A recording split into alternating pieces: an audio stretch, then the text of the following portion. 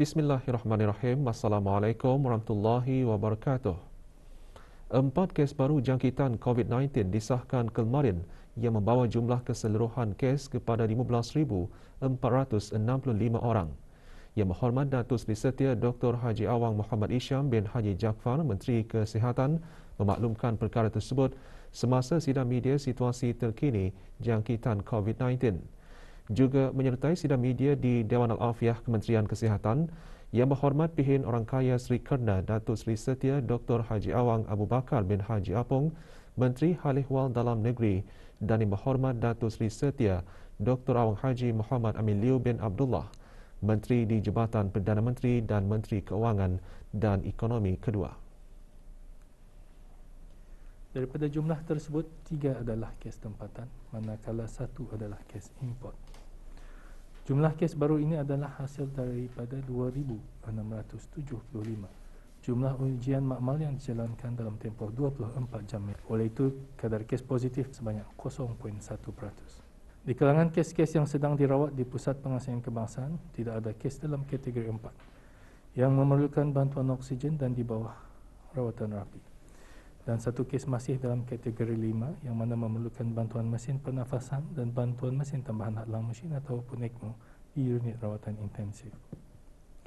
1 kes telah disahkan sembuh yang membawa jumlah kes yang sembuh di negara Brunei Darussalam kepada 15,265 kes. Manakala jumlah kes aktif ialah sebanyak 100 kes. Sementara itu, kadar pengisian di pusat-pusat pengasingan di seluruh negara atau bed occupancy rate ialah sebanyak 2.7%. Menteri Kesihatan turut mengkongsikan pencapaian program vaksinasi kebangsaan sehingga 28 Disember 2021. Kadar keseluruhan penduduk yang telah menerima sekurang-kurangnya 1 dos vaksin ialah 94.5%. Kadar bagi yang telah menerima 2 dos vaksin ialah 93.2%. Manakala kadar bagi yang telah menerima 3 dos ialah 17.9%. Bagi segatan pergerakan yang dijalankan dari jam 10 malam hingga 4 pagi, sebanyak 5 pelanggaran arahan telah dikeluarkan denda kompaun di seluruh negara, di mana 4 daripadanya adalah pelanggaran arahan untuk berada di rumah. Yang Berhormat Datuk Seri Setia Dr. Awang Haji Muhammad Amin Liu bin Abdullah, Menteri di Jabatan Perdana Menteri dan Menteri Keuangan dan Ekonomi kedua, pada sidang media yang sama menjelaskan, merujuk kenyataan media Jabatan Perdana Menteri pada hari Rabu 22 Disember, Jawatan Kuasa Pandu COVID-19 memaklumkan mengenai sukat-sukat tambahan pada garis panduan bagi perjalanan keluar dan masuk negara semasa fasa awal endemik. Mengambil kira keadaan COVID-19 pada masa sekarang, khususnya peningkatan kes-kes di beberapa buah negara dan ancaman varian Omicron, Jawatan Kuasa Pandu COVID-19 memutuskan untuk mengeluarkan semua negara buat sementara waktu daripada senarai Travel Green List yang telah diperkenankan sebelum ini.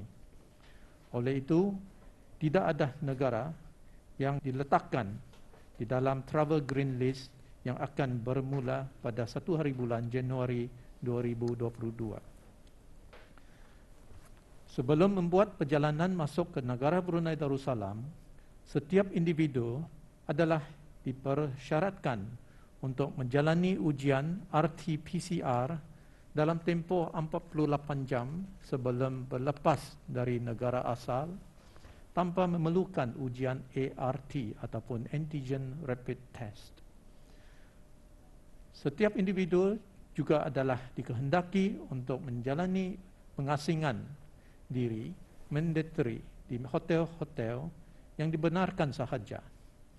Setiap perjalanan masuk adalah dikehendaki untuk menjalani ujian ART sebaik sahaja tiba di negara ini, dan juga menjalani ujian RT-PCR pada hari ke-5 selepas tiba di Kompleks Sukan Hospital Ripas.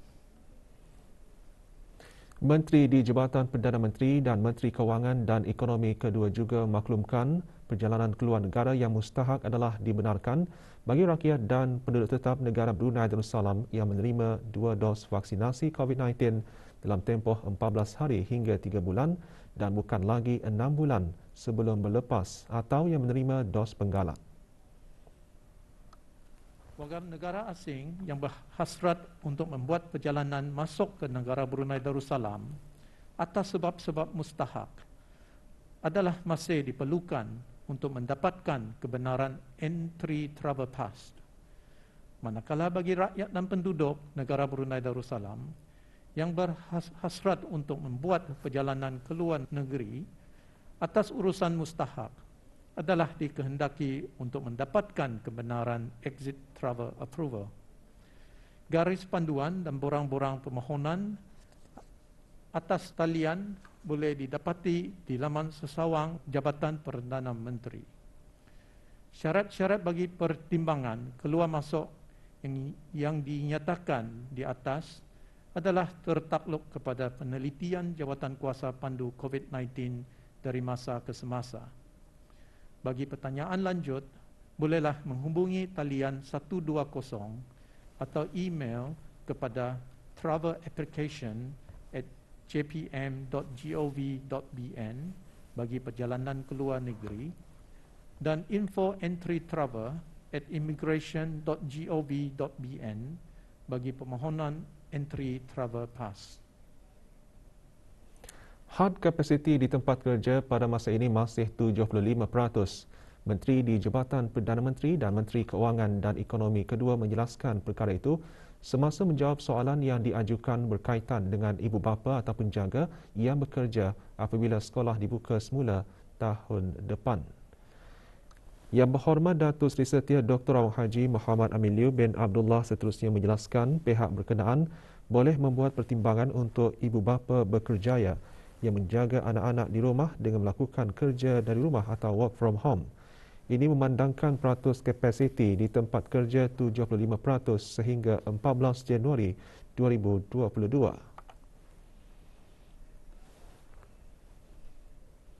Pengambilan pertama program Quranic Journey, Quranic Maths atau Majlis Penghargaan Bakal Pembimbing Al-Quran Universiti Brunei Darussalam UBD berakhir dengan majlis penghargaan. Program selama 3 bulan itu disertai 37 peserta yang terdiri daripada mahasiswa UBD.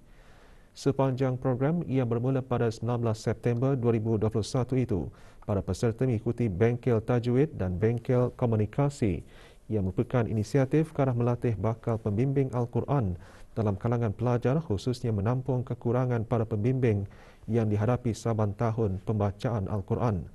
Program dianjurkan bersama Unit Kerohanian dan Khidmat Masyarakat UKKM bahagian Hal Ehwal Pelajar dan Alumni Eksekutif Keagamaan dan Kerohanian IKK Alumni UBD. Mungkin tidak ramai yang tahu aktiviti menanam tumbuh-tumbuhan atau pohon hiasan boleh menjadi terapi minda. Untuk mengetahui lebih lanjut mengenainya, Adrian Faizal Samad ada laporannya. Penularan jangkitan COVID-19 menjadi titik mula bagi Awang Muhammad Zulfadli bin Najib Mahbub dari Kampung Batu Apoi Temburong berjinak-jinak dalam penanaman tumbuh-tumbuhan atau pokok hiasan. Walaupun baru menceburi bidang tersebut hampir 2 tahun lalu, namun beliau sudah memiliki lebih 100 tanaman daun. Anak tempatan berusia 38 tahun ini mengakui banyak mempelajari kaedah penanaman melalui laman media sosial dan internet. Mendapat tips-tips penjagaan itu memanglah dari sharing ideas lah, berkongsi pengalaman bersama kawan-kawan yang juga memelihara tumbuh-tumbuhan ya. Dan ada juga dari social media macam YouTube apa tu kan. Yang penting kita ni mesti rajin lah mencari buat research itulah. Meskipun pada awalnya aktiviti menanam tumbuh-tumbuhan hanya untuk mengisi masa lapang, kini ia menjadi hobi yang menyeronokkan. Aktiviti tersebut juga katanya menjadi terapi minda. Kesian juga kan, so macam dorang kan ngambil ideas, pengalaman, macam kan mau melihat macam mana penjagaan itu. Mostly-nya daripada KB, dari Tutong, dari Bandar Seri Begawan semua, Tumburong, apatah lagi kan dengan adanya Cosmo Peti Jawa ni orang melawat atau kemari kan. So ya indirectly kita ni mengeratkan silaturahim lah sesama sendiri. Dengan tanaman tumbuhan hijau di sekeliling rumah, ia membolehkan penghuninya menghirup udara yang lebih segar dan bersih setiap hari. Kawasan rumah juga akan kelihatan indah dan bersih. Adrian Fezul Samad untuk Berita RTB. Doa, tawakal dan fokus adalah kunci kejayaan perusahaan Grab Dobby untuk terus kekal bertahan dalam bidang keusahawanan. Untuk menjalankan sesuatu perniagaan bukanlah sesuatu perkara yang mudah untuk dilaksanakan tanpa ada usaha, kesabaran dan semangat yang jitu. Perusahaan Grab Dobby beroperasi apabila permintaan perkhidmatan Dobby mula meningkat dan memandangkan trend perkhidmatan tersebut baru berkembang di negara ini dan memberi pilihan kepada para pengguna untuk menguruskan kerja rumah dengan lebih teratur dan jimat masa.